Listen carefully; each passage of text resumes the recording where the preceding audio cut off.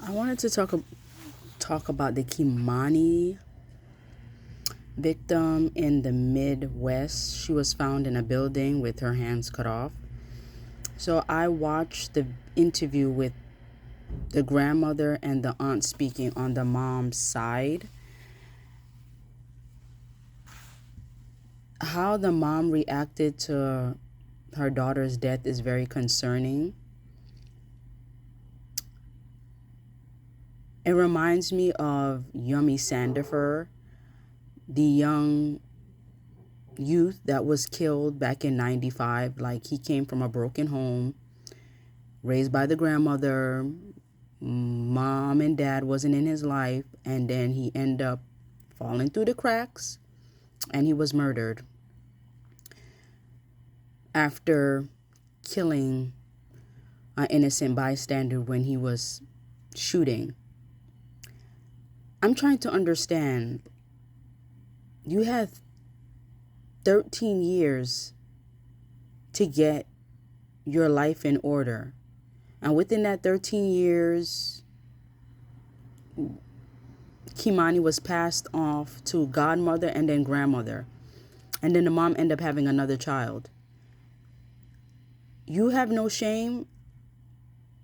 And this is where it's very hard for me to have grace for certain people, because it's like,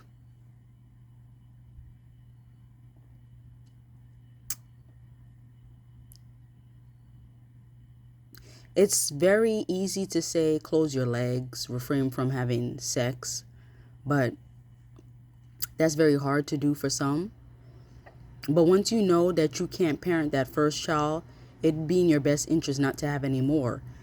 Also, grandparents already raised children, so they're not obligated to raise children again.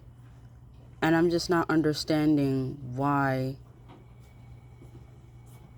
people feel the need to pass off their children to the grandparents. And then when something tragic like this happens, oh, it's the grandparents' fault. No, because not every grandparent is equipped to raise a child. That story is very heartbreaking. Like, no one cared for the child, and the aunt could only do so much, because it seems like the aunt is the only one that cared for Kimani. But again, keep in mind there's laws and courts in order, and it's not like you could just take a child away from their guardian. You have to get permission, you have to go through certain parameters. So although people want to help, there's only much you can do, and it would be kidnapping. So it's not like you can remove the child from a situation. You have to wait till CPS investigates, and then they will remove the child. So for everybody saying, oh, well, where were the other support systems? You can't just remove a child from the home. There's certain channels you have to take unless you're willing to go to jail for kidnapping. Yeah, but her story reminds me of Yummy Sandifer. As far as the guy that killed her, I don't really want to discuss about him being her father or not, because I have not researched and I don't know.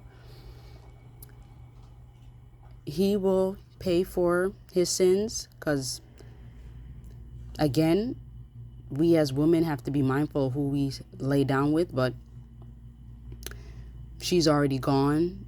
What's done is done. But for all of those that have young family members that could use a village or a child that is in a situation that needs rescuing, please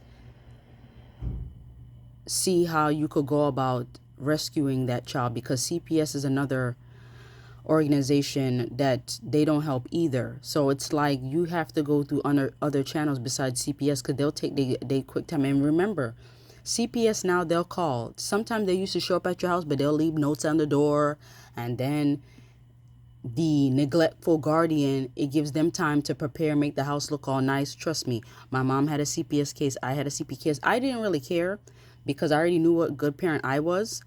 So how my house looked, what personality trait I had, I didn't put on no show. That's why they closed the case within less than 60 days, because all they knew I needed was some support. And I took the support parenting class and etc. But you have some people that know how to play CPS, and of course those innocent children fall through the cracks. So in honor of Kei Mani, if you suspect that there's abuse, please open your mouth. Do not get on the news channel and say, oh, I wish I could have. No, you need to open your mouth. Thank you.